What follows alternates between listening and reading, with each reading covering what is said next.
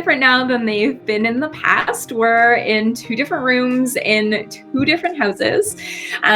All of this is, as I'm sure you can guess, thanks to the coronavirus. We have had to really ramp up our social distancing game, even from one another. Yeah. So we're staying safe, staying at our own separate houses, staying socially isolated to do our part to help squash the curve or whatever it is that they're calling it. We want to stomp that curve down. So hi. It's really important to us, though, through this really difficult time to stay connected with our community, to be able to continue to offer meditations, to be able to continue to offer our little wellness hacks. You never know, it might be a whole new genre for us of isolation hacks. How to get through it with your mind intact and your relationships good with those you live with and can't escape. So it's been a pretty interesting time, and we know that it's hard for everyone. We have been hearing a lot of people talk about how isolation has been really difficult for them. Maybe they're self-isolating alone. They don't live with anyone and they are kind of stuck on their own. And we hear you. We have absolutely so much compassion for you. But we are at a point in time when it ends up being where we have to think a little bit less about our personal discomfort, and we have to think a little bit more about having global compassion for everyone. Even though we're all having to socially isolate and retreat back to our own little houses and apartments and everything, even though we feel so alone, this is actually a time when I don't know that as a world we've ever been more connected to one another, where our own individual actions, even something as simple as going out with friends or going to the beach when it happens to be busy, these small actions that we normally think of as not impacting anyone else actually have this incredibly huge ripple effect throughout all of society. We're all so beautifully connected and affecting one another, and we can choose to really have a positive impact at this time. Yeah, so our actions can affect others, obviously, during this time negatively, but we can also, like Mena said, have a huge positive impact as well.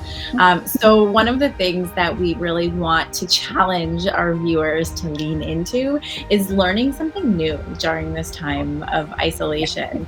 So maybe there's a language that you have never really had a chance or time to delve into. Maybe there's a new skill. Today, I baked a loaf of bread. Well, actually, it was one of those like no need, takes 24 hours to rise. So yesterday, I started baking a loaf of bread.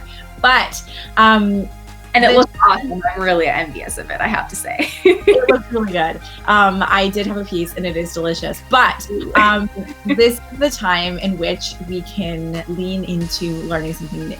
So maybe you want to learn more about meditation and you want to dig into that, which is an amazing thing to do. We are huge. Love it if you wanted to dive into that. That's an amazing use of your time.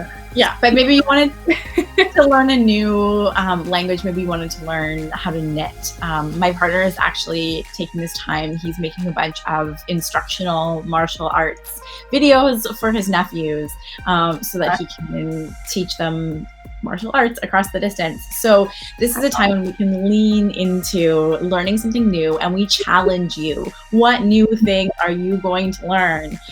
What language, what skill, what hobby are you going to pick up?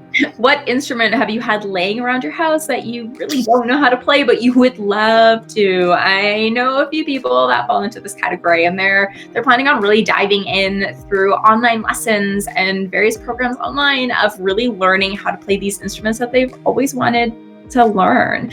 So now can be a really beautiful time. We might have to flip the script a little bit and look for really interesting, novel things that we can engage our minds with. But there can be some silver linings to this time as well.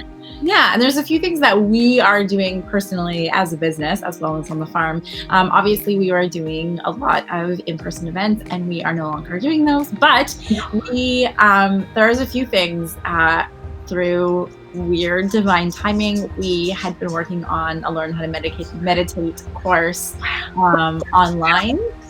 So that is available. You can find that in our shop. We've drastically reduced the price for these trying times.